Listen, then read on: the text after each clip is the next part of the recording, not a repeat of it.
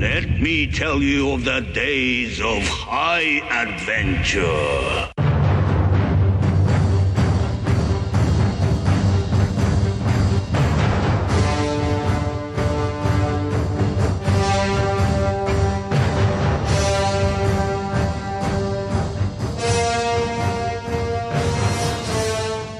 Hey, I'm Eric. And I'm Kevin. And this is 6 Degrees of Schwarzenegger, the podcast where we take a long, hard look at some of our favorite action movies from the era of Arnold. Schwarzenegger is the icon of the genre, and we're taking a deep dive into some of these 80s and 90s cult action movies and breaking them all the way down.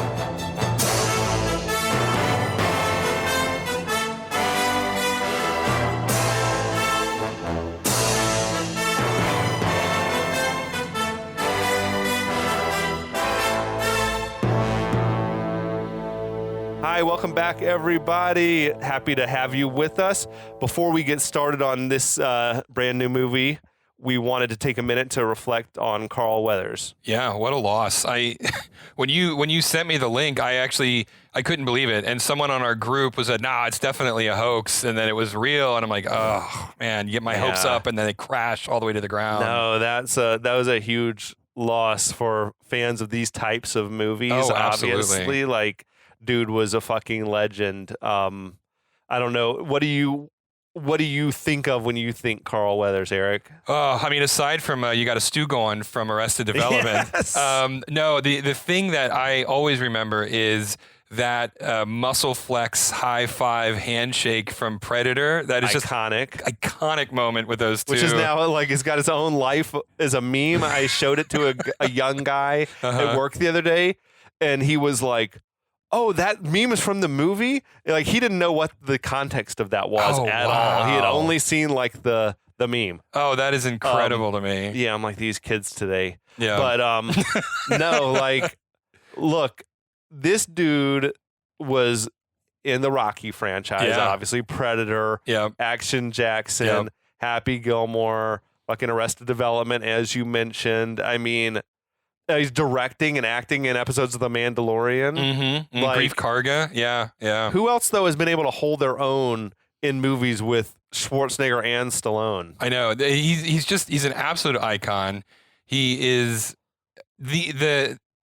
I just don't think Rocky would have been the same if anybody other than Carl Weathers had been cast as Apollo. He was perfect. Creed. Casting him, I looked him up, and he was not doing much. He'd done a bunch of Kojak episodes, and things like little TV shows and stuff from the 70s. But I mean, dude was a former NFL linebacker, so natural athlete, and what a fucking natural performer though as well. I know. Honestly, he probably should have been as big a star as Schwarzenegger or Stallone if it weren't for the bias or whatever in the industry. Yeah. Because I'll go on record as saying he's more charismatic than either of those two dudes for me. Yeah. And he's at least as good of an actor as those guys. Easily. Right? He's as funny or funnier than those guys. Speaking to that, that whole stew bit from Arrested Development, he improv that. Really? That was all him. I mean, his physical presence, his physique and everything like that was on par with those guys. Mm-hmm. He was awesome. And as you say, fucking naturally hilarious. Oh yeah. Happy Gilmore and especially Arrested Development, he went for it as this version of himself, this ultra frugal version of himself. Amazing. That's my favorite gags from that show is the Carl Weathers acting school. I mean, just the fact how much for a class? How much you got? Sort of stuff. Meeting him in the airport shuttle. Oh, so classic. That's so classic. I always felt from him a sense of positivity and appreciation for the success that he had and for his fans, which is not always the case with celebrities, especially people who are known for one certain role in their life. Carl Weathers struck me as a guy who appreciated his fans, and he would go to these Rocky cons and stuff like that, and never felt like that was beneath his talent or whatever. Some people who are well known for one thing. Well, the fact that he was able to make fun of himself too, right? I mean, someone who couldn't laugh at his own career a little bit. It's a rare skill to be able to retain that amount of humility and the ability to be humble and recognize you got it really good. Yeah. You've had a very charmed life, right? So to Carl Weathers, rest in peace. That hit me hard, man, Yeah, because that was he crazy. seemed like he had it together, looked like a healthy dude. You know, I saw this video someone shared where he was apologizing that he was had a directing job that was gonna keep him from going to some convention in Boston. Oh, wow. And he just seemed like he was loving life, man. So What a shame. Well, I hope it's as it's been reported that he died peacefully in his sleep. Like, that's not a bad way to go, all things considered, right? Yeah, absolutely. He didn't languish. He didn't suffer. You know what? He did his duty here on this planet, and he got to move on to something better. I hope So rest in peace, Yeah. Apollo Creed, Dylan, Action Jackson. Grief Karga, I mean, the whole thing. We got to get to a Carl Weathers Yeah. vehicle on the podcast soon. I think we as can. a tribute. I think we can get there. Okay. But yeah, I mean, rest in peace, Carl Weathers. You will be missed. Yeah. So now moving on to our brand new stuff, though, fans. It's time. It's time for Eric to be what is the word? Initiated Yes. into the world of Arnold Schwarzenegger movies. I mean, you've seen him before, but we've never talked about No, one this is the on this first podcast. episode where we've actually done an Arnold movie, and I'm extremely excited that this is one of the first ones because It's one of his first ones. it's one of his first ones too. Exactly. Yeah. We're here to talk about Conan the Destroyer. Let's get into it. The lesser Conan, for Right. sure. That was its working title, The Lesser I Conan. don't think anyone would argue about that. Yes. But 1984, he had just come off Conan the Barbarian, which is a huge hit. He had signed up to do Terminator.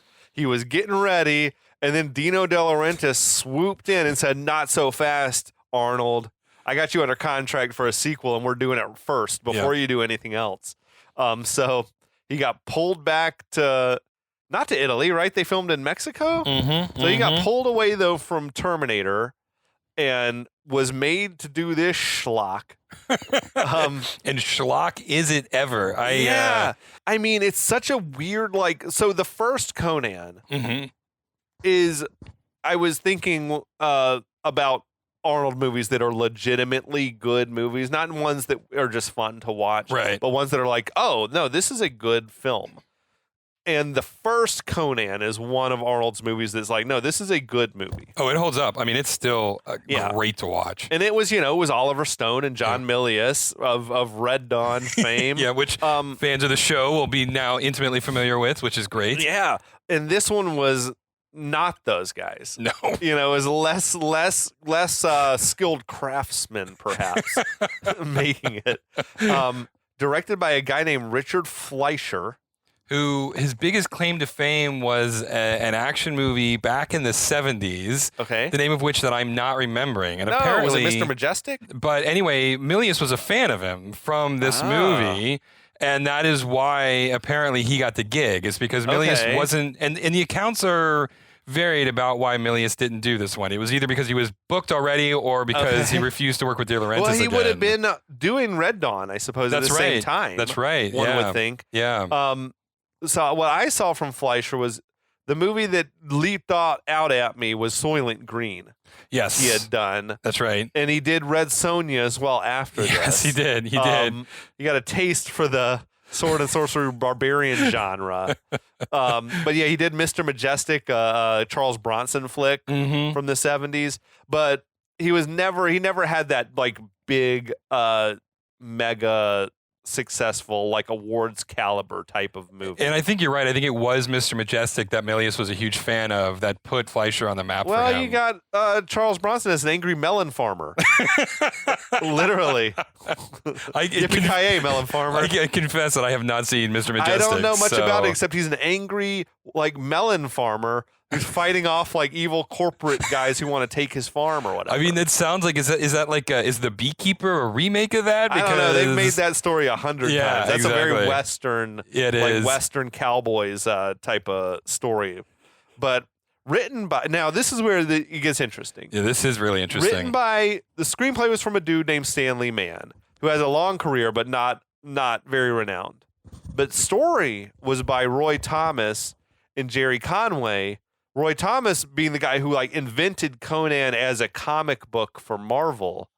So if you could have a guy who could write your Conan story, like he would be at the top of your wish list. Oh yeah, absolutely. I mean, how do you get better than that, right? Yeah, this dude like he ran Marvel after Stan Lee left. Oh, I didn't He was know like the that. editor-in-chief of Marvel after Oh, Stan wow. Lee stepped down. But yeah, this is the dude you would want. And then this guy Conway, he was like more like a writer for hire, but I saw he wrote a lot of fantasy, wrote a lot of Saturday morning cartoon type content. And then also getting a writing credit is Robert E. Howard, who was like the creator of the character in a series of books like in the 30s, whatever, the 1930s that is. Yeah, produced, as we mentioned, by Dino De Laurentiis and his daughter, Rafaela De Laurentiis. Yeah, Got to get that's some right. nepotism going. Got to get it. Dino produced like hundreds, maybe 1,000 movies. I don't know. He had his hand on so many different things. Some really good, Yeah. some really shitty. Yeah. This one probably falls like in the middle of the continuum. Yeah, the lower half of the bell curve. This obviously but- had a lot of like money behind it. Oh yeah. It was a big budget movie. I'm sure expected to be a big hit. Yeah. Like the first one was.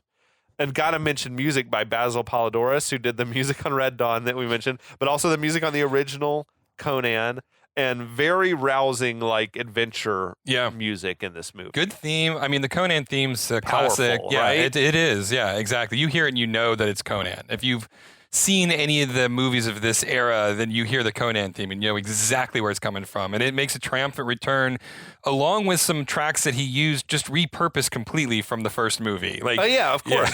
But you know, you keep those themes. Like if you're doing a Rocky or an Indiana Jones or whatever, Yeah. you reuse the same themes. Oh yeah. I'm with for that. sure. For sure. So stars Arnold Schwarzenegger as Conan. Wait, what? We know his resume. Uh-huh. Also stars Mako. I think it's I think it's Mako. Mako I think it's as Mako, yeah. Akiro the Wizard. Mm-hmm. Dude has had a long and distinguished career. Oh yeah.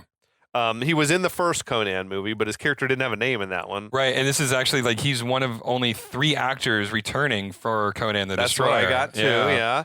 He was in Michael Bay's Pearl Harbor. Like he was the Japanese admiral, like the one in charge Oh, of the Japanese really? forces. Oh, I never saw that movie. He did the voice of Splinter in some Teenage Mutant Ninja Turtles stuff. Like Nice. he was the Mr. Miyagi type guy in the movie Sidekicks. Oh, I with remember Jonathan him. Brandis. That's right. He was Oh, the chef wow. at the Japanese restaurant That's or whatever right. it was.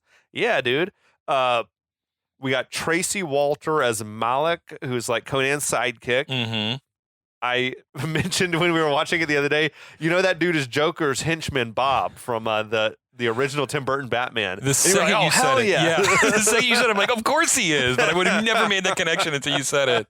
He's that guy, right? He like looks familiar, but you can't Yeah. tell what he's from. Yeah.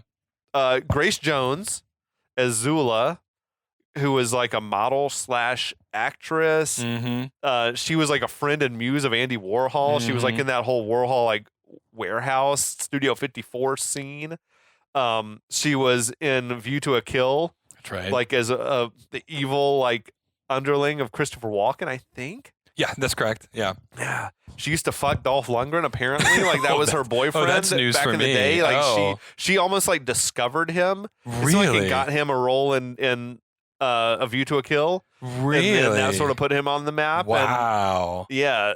There's some stories, dude. I was reading some shit about like she used to like go out with Dolph and they'd like find another girl and bring her back home and like some wild shit happening.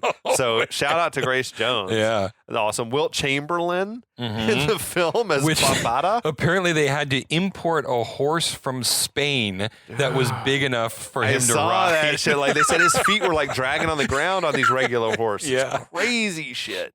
But NBA superstar. This was his first and only real acting credit that I've seen in his whole career. With maybe with good reason. Yeah. Oh, Because yeah. I mean, He's not like a great actor. or he's anything, not but lighting he- the world on fire. But he made Arnold look small, which was I think why they probably cast him. yeah.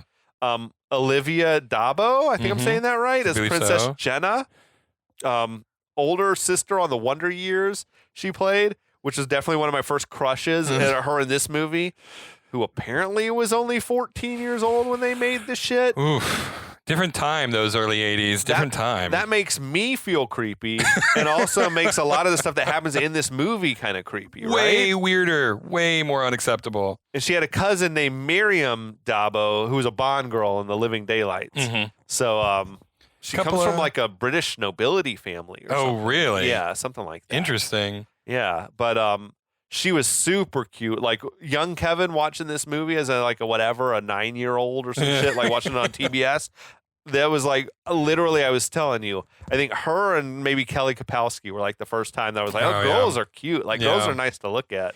You know? I want to do a quick shout out to TBS here because so many of these movies, that's the first place I watched them too. Absolutely. Right? I feel like this one I saw twice as many times as I saw Conan the Barbarian. Oh, yeah. Because this one I feel like was on TBS all the time. Well, I mean, partially because it was, and we'll talk about this at some point, I'm sure, it was PG as opposed to Conan, which was the first movie, which is a very, very hard R. We should talk about it now. Because, Okay, that's great. weird. Yeah. They went from a hard R, the original Conan, had fucking orgies and titties out and very graphic violence. Yes. To now, we're going to redo this as a more kid-friendly PG movie. Yes. It's a strange choice. Yeah, and Schwarzenegger was not happy about it.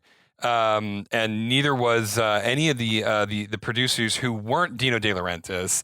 He was the one who You said they single-handedly had to edit it to death? Yeah, they edited it to death. They cut out an entire sex scene between him and Queen Taramis. Not the thank you. No. Not the princess. Not the the princess, 14-year-old. the queen. Yeah. Okay. Yeah, they edited it to hell, and it was so chopped up apparently that the writers Roy Thomas and Jerry Conway were so appalled by what happened with the script. Shit. That they went and wrote an entire comic storyline of Conan the Barbarian based on their original story, which, if you want to read it, is called Conan the Horn of Azoth. Oh gosh. Yes. Conan the horny barbarian. Yes, indeed. But yeah, I mean, everybody was unhappy about this, but at least in the short term, De Laurentiis was right because the initial box office receipts were higher than Conan the Barbarian. Yeah, Okay. initially. Now, obviously, history has told a different tale. Sure. But at least as it originally premiered, it seemed like he had made the right call by making it more family friendly. But obviously, that didn't. Well, by this time, I'm sure He-Man was probably a thing. Yeah. And you're like, oh, kids love this barbarian shit. Oh, yeah. Masters of the Universe was huge. We got got to make this into something that the kids can come I'm see. not ashamed to say I had all those action figures. Oh, hell yeah. Yeah, I had all of them. I didn't have all of it, but I had He-Man and that big cat he rode. Yeah, Man-at-Arms and Skeletor all that and stuff. all of them. So, and the last person we got to mention from the cast is Sarah Douglas as Queen Taramis, who was the Kryptonian Ursa That's in right. Superman 1 and 2. That's right. That's what I know her from, yeah. Yeah. She had an oddly sort of sexy thing going on about herself, evil sexy. It was weird that, and we got this vibe when we were doing research for this movie, because the movie clearly wanted to be R. Like some of the costuming and some of the dialogue and just how the plot was moving forward in the early stages. And you're like, okay, this is getting really, really to the point where, okay, are we going to do something here? Is this going to go somewhere? And then they just kept pulling back, right? No. The kids are in the room. Yeah, that's exactly right. Oh, I thought you went to bed. So it was, but she had some of her costumes had it going on in this movie. For sure. Yeah. Now, there's also a few fun cameos That's that we'll right. get to as we go along, I think. We'll save that for when we get there, Yeah, though. we'll get to the movie, though. It opened with that Universal animation, that wood grain Universal logo, whatever, which I classic love one. that shit. Yeah. Dino De Laurentiis presents. Of course. Now, this very red, barren, Martian-looking landscape, and we got the voiceover from Mako saying, between the years when the oceans drank Atlantis and the rise of the sons of Arius, there was an age undreamed of, when shining kingdoms lay spread across the world. Hither came Conan the Cimmerian, sword in hand.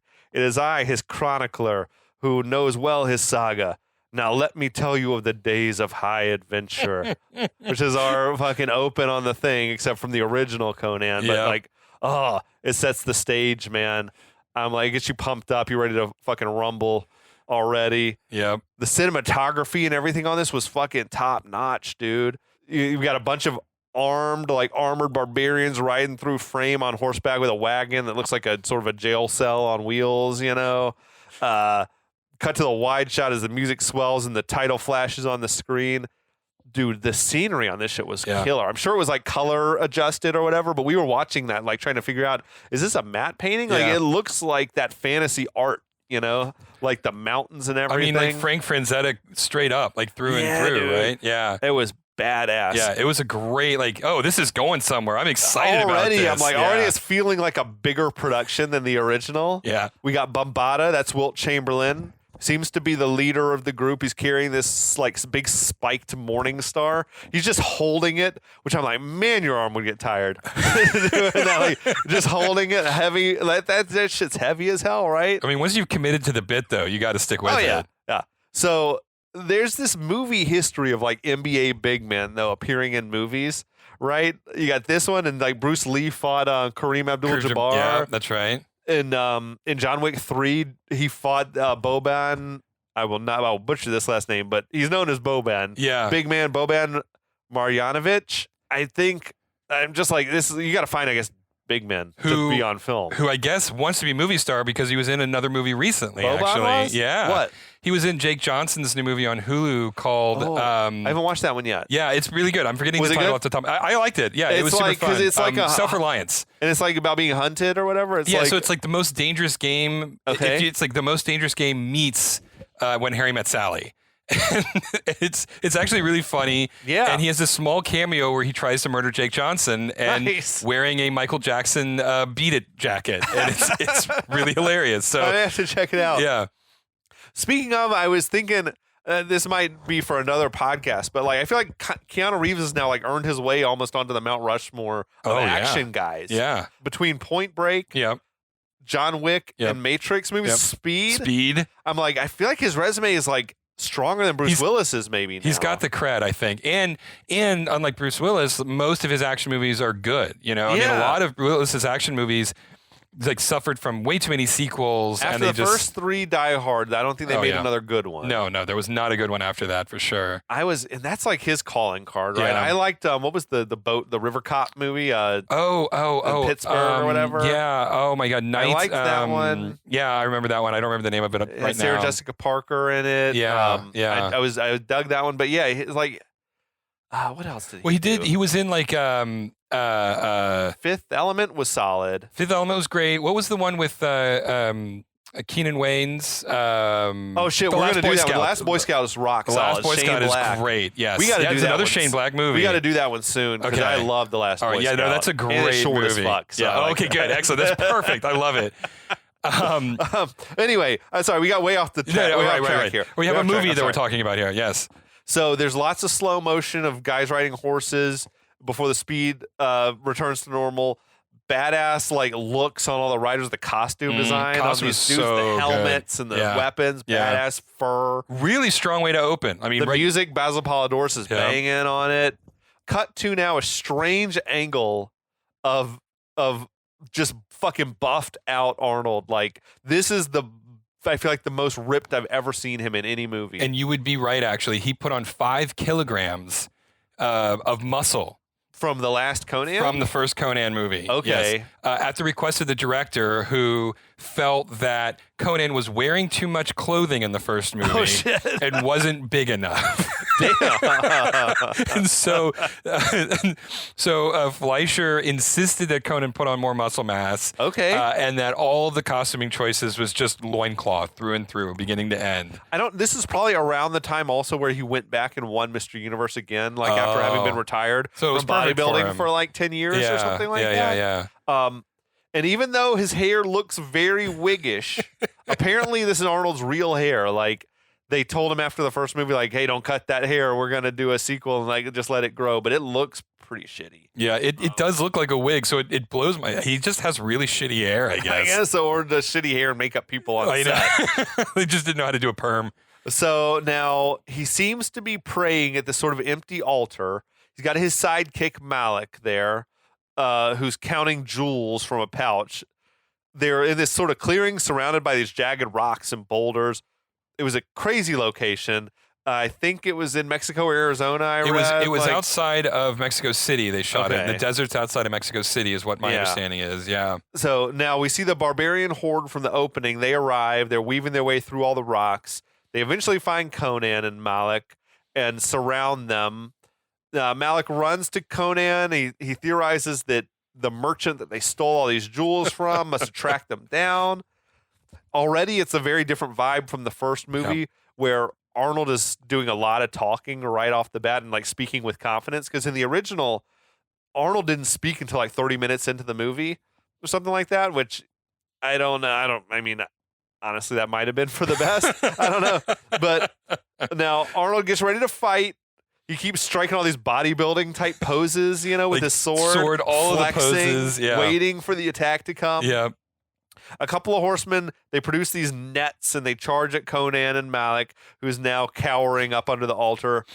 Conan grabs the net and like yanks these dudes down off horseback. Yep. And the horses crash.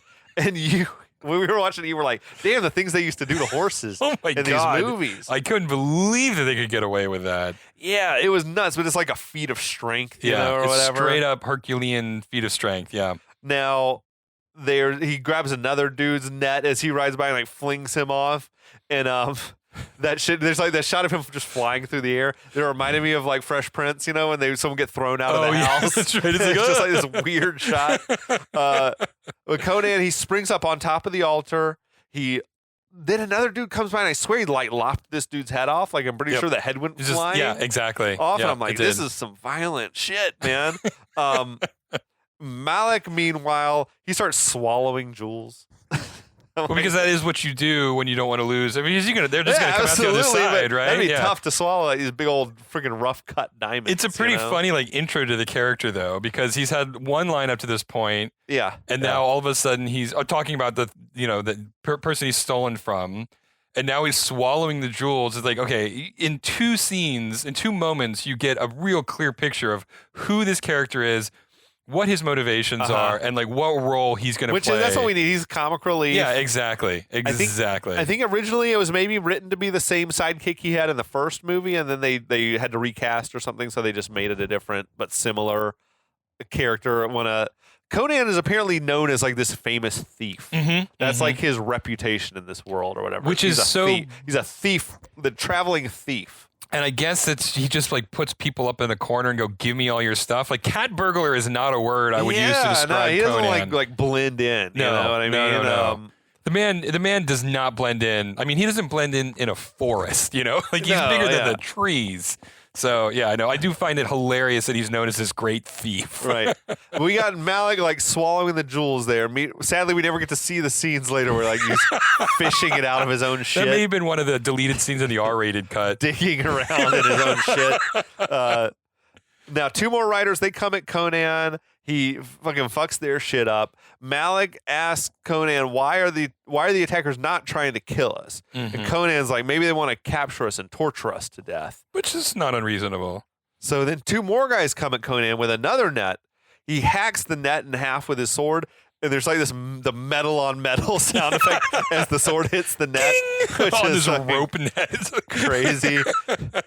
So Malik emerges. He produces a couple of daggers, and he jumps on the back of one of the barbarian's horses and starts stabbing dude like up in his kidneys or whatever. Which is a move he goes to multiple times over the course of this movie. That's his shit. It's about time he got involved in the thing. Yeah. They both fall off the horse. Conan hacks at another guy and blood is like fucking going everywhere. Conan grabs the next rider's reins and he punches the horse in the face. He likes punching large animals.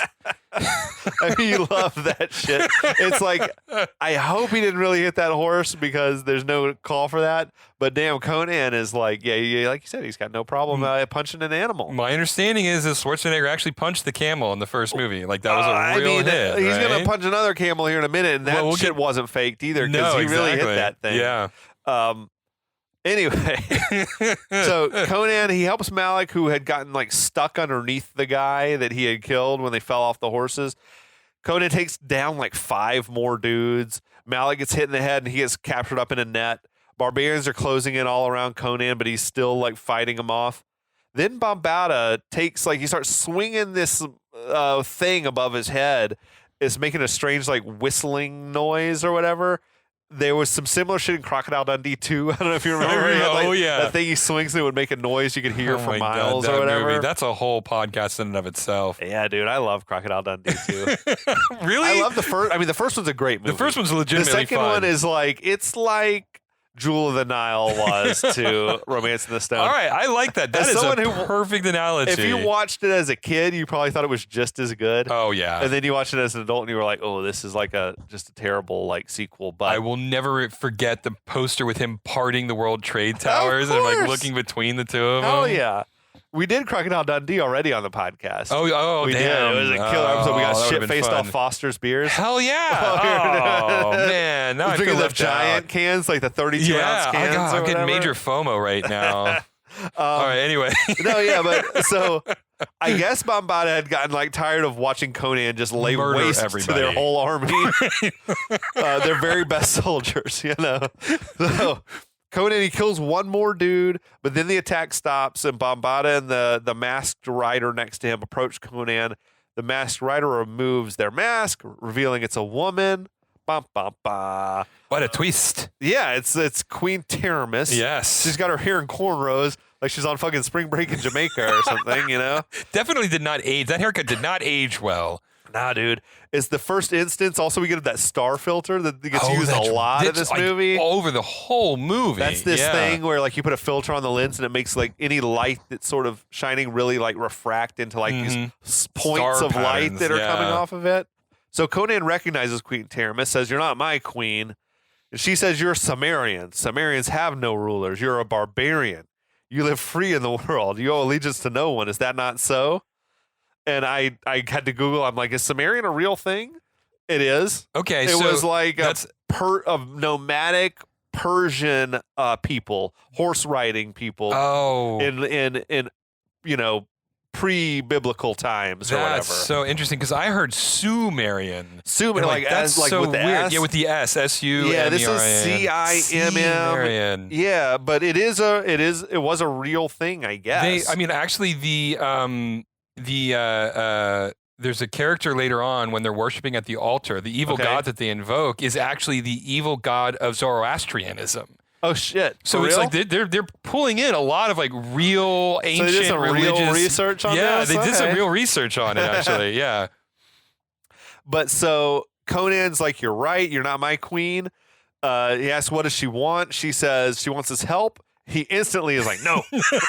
He had that shit queued up real quick, but she did just try to kill him. It seems like, Fair. or whatever. Yeah. So she says, "You shouldn't have rejected my offer without hearing what I can give you." He says, "You've got nothing I want." She points out that you were praying when I got here. What is it you're praying for? Then she urges him to visualize it and show her his deepest desires. Now, suddenly flames erupt on the altar, and he has this vision of Valeria appearing in the flames. Valeria, who was the love interest in the first movie. Mm-hmm. I think I had forgotten that this movie had continuity from the first one. You know what I mean? But I think it's the effects. The visual effects were bad here, but I liked that he's still carrying a torch for the woman that he loved in the first movie. I dug that. If you can put any amount of connective tissue to still make it feel like it's not just isolated and a scene of its own, and it actually works as a legitimate motivation for him. Oh yeah, because of course he would want to bring her back. Well, to life, then he gets right? blinded, right? He gets blinded by his desire to make this wish come true or whatever. Exactly. So I also like the continuity of he had the same sword, and he had that medallion that he had in the first movie, the Wheel of Pain medallion, his clan or whatever. So I was digging it. But Teramis is asks where Valeria is. Conan says she's sitting at the side of his god, Crom. Who he abandons whenever the mood strikes him. But I guess right now he's on good terms with Crom. Now, Conan says that Teramis can't give him what he wants, which is to bring back the dead. She says that if he does what she asks of him, she will. Then she commands him to wake up and the flames vanish and Conan snaps out of his trance that he was in.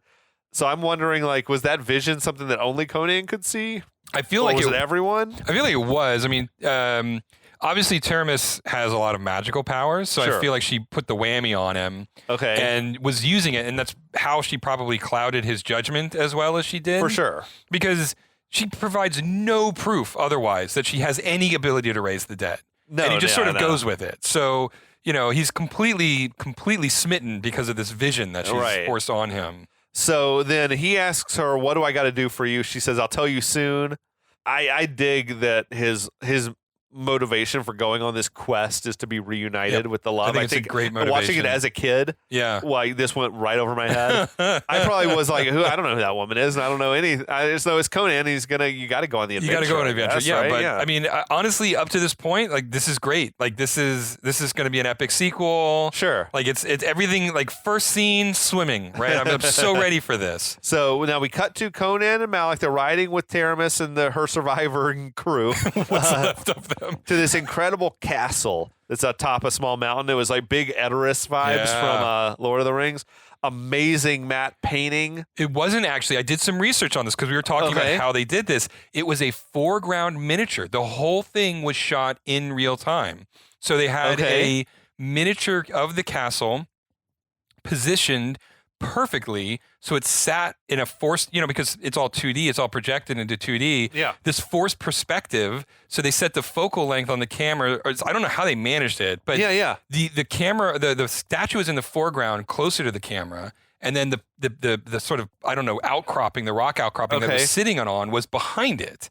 And so It looked incredible. it did. It looked one of the best visual effects. Why do movies not do it like this anymore? Completely practical. Like there was nothing done in post. This was all shot on the day. It was called a foreground miniature, is what the Yeah. castle was. Flawless. Like you could not tell that castle It wasn't looked there. so good. It was That's so good. Amazing Yeah. to me. I also thought it was a nice touch that as the riders were coming up, there were several like riderless horses they brought the horses back from all the fallen soldiers. Small or whatever. detail, but you gotta love it. Yeah. So now they ride into this bustling marketplace. There's all this fanfare. The people in town seem to recognize Conan. Like they're calling his name out and everything like that. Malik is loving the attention. Conan is like very sort of stone-faced, stoic looking. There's this rich man being carried around on a palanquin who like is trying to hide his jewels or whatever, I like that Conan's rep is that he's a thief. And Yes, everyone loves exactly. him for that. Yeah. Like, I don't know if that makes him like a Robin Hood type figure. Like, does he share the wealth or what? 'Cause people seem to dig it. I admit I know really nothing about this character beyond a few of the comics that I've read and Okay. these two movies. Okay. So what his actual like character arc is in the original source material, I don't know. But okay. yeah, they sell the idea that he's sort of a commoner's thief, a commoner's hero. Yeah, because of his sure. thieving. So now Malik at this point, he points to a camel and he asks Conan, does that animal look familiar to you? And Conan, this is presumably the same camel that he punched out in the first Conan movie. But Conan apologizes to the camel for what happened the last time. The camel sort of spits on him, and Conan clubs this thing over the head, and like the camel goes down in a heap. And there ain't no way that was faked, because he looked like he whacked that thing as hard as possible. Yeah, and I don't condone animal violence, but that was the biggest laugh of the whole movie. I feel like someone maybe had a rope or something, yanked the camel's Maybe legs they out did. from under it. Yeah. Because it did. I don't know if it would make a camel collapse, because this thing would like collapse like it was knocked Yeah, out. I don't know how you train a camel to ragdoll on cue. So yeah, I don't know what was going on, but that camel was not acting, I don't think. So what got me on this though is Malik wasn't there the first time. No. I don't know. It's odd that he was like, does that animal look familiar? Like, does the reputation that he punched the camel one time like follow him everywhere? I feel like, yeah, maybe just Conan or knows is that this story. or is this a different camel that he had beef with? One time when Malik was there? I love the idea that Conan is a serial camel abuser. So the caravan now enters the castle into this like massive courtyard that's filled with babes and peacocks. It's like a hair metal video or something in there. 'Tis the era. There was this old priest in there with some like a staff with this weird cyclops sort of skull on the top of it or whatever. The production design on this movie was fucking lavish. The dude. sets were great. That whole scene when they were rolling into town, and this Yeah. set is amazing. The costumes are Yeah. incredible, and like hundreds of extras. I mean, again, so far so good. I'm digging it. I'm all in. it goes downhill so fast coming up here. Well, now we cut to maybe, I guess, a different room where Taramis gives Conan a glass of wine and suggests that they toast to the dreaming god Dagoth, which she has a statue of in her chamber. This is just 100% like her sex lair. Oh yeah, definitely. It looked like Prince's bedroom. In Zack Snyder's cut of Conan the Destroyer, there would have been a 10-minute scene. There's like purple everywhere. Oh, yeah. I feel like there was like some fake panthers around, and there was this like shit that looked like a bunch of butt plugs or something around. Oh yeah. Dagoth. Oh, they were definitely that. There was no question. Yeah. I think I originally had put in my notes that Conan didn't drink his wine, but I was wrong. He fucking pounded it just so fast that it was gone instantly. Like as soon as the shot started, it was just down the gullet, man. So he drank the entire glass in one sip so quickly that I hadn't noticed. Props. So after he pounded that wine, he wants to know what Taramis wants from him. Taramis, her hair is now unbraided very quickly. She says there's rocking a pretty sexy costume also Not at this bad. scene. Yeah. She says there's a prophecy that there's a woman child bearing a certain birthmark that must make a perilous journey, and that her niece Jenna bears this mark. And now it's odd that the birthmark is a detail that never is relevant again, and we never see it. Never even see it. Nope. We just hear about it, and great, what they're going to take it on faith and move on. So Taramis says she wants Conan to protect Jenna on this journey.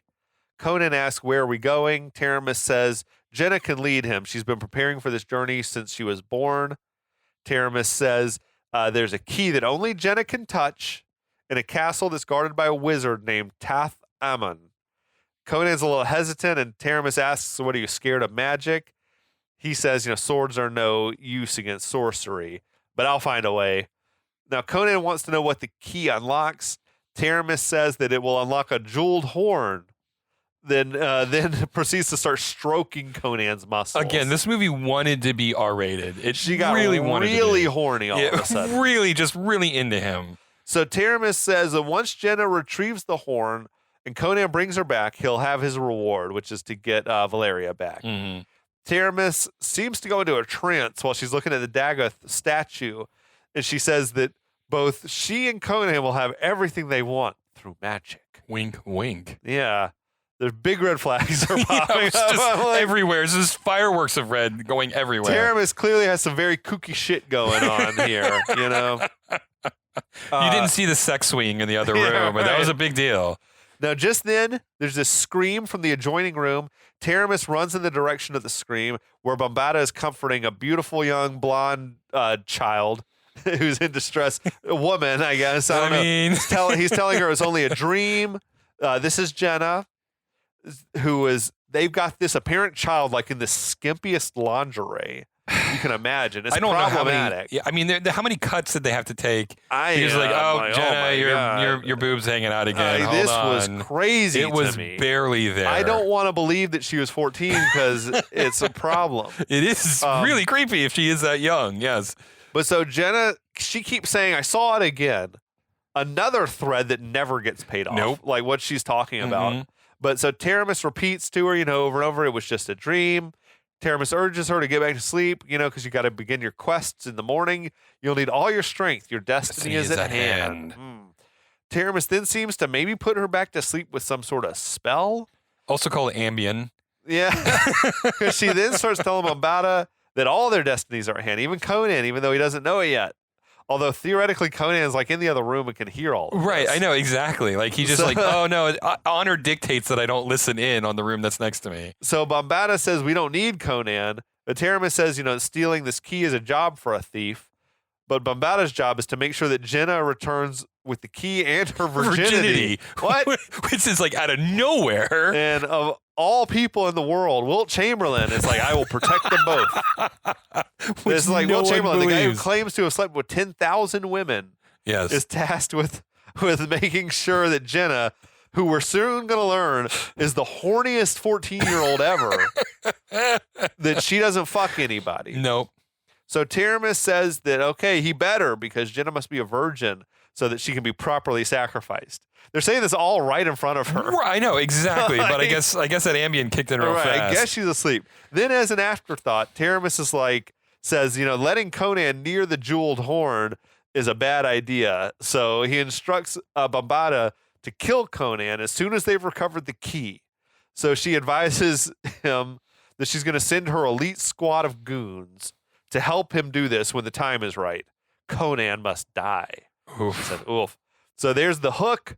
It's the old double MacGuffin. Yeah, we got a double MacGuffin with going a on this secret one. betrayal coming. With a nice little hint of garlic on the finish. Yeah. A solid setup though for a movie. Honestly, why like not, you know? so far I'm completely bought in. I'm here for it. Yeah, all. I'm super into it. yeah. So yeah. It is a Conan movie. It is Arnold. So we gotta watch it. We gotta enjoy it. We gotta keep talking about it because shit's gonna get weirder from here. It's not gonna get easier. That's for sure. So thanks for joining us. Check us out again next week with a lot more on Conan the Destroyer. And until then, we'll be back. We will be back.